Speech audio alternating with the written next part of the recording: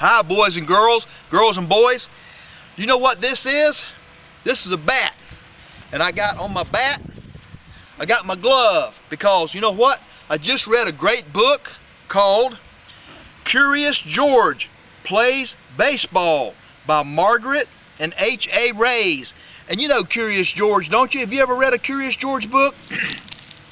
Curious George is a little monkey. And you know what? Curious George has never been to a baseball game before. But the man with the big yellow hat, he takes George to the ball game. And he sees all the boys out there playing baseball, and he wants to play baseball so bad. And you know what? A monkey can do a lot of things with their feet that humans can't do. Well, guess what?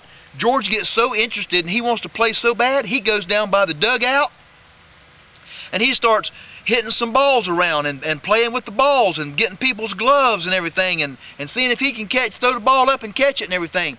So then he starts, guess what he does? He starts hitting some balls because he sees the batter up at the plate and he wants to play so bad, he starts hitting some balls. And you know what? If you're out there on the infield and you're trying to watch the hitter, then you don't want extra balls coming at you, do you? So George gets in trouble. Oh my goodness, the people on the field start running after him and everything. But you know what? George doesn't know that he's not supposed to do that. So George goes and hides somewhere. And while he's hiding, the batter hits the ball. And oh my goodness, boys and girls, you are not going to believe, Curious George comes to the rescue.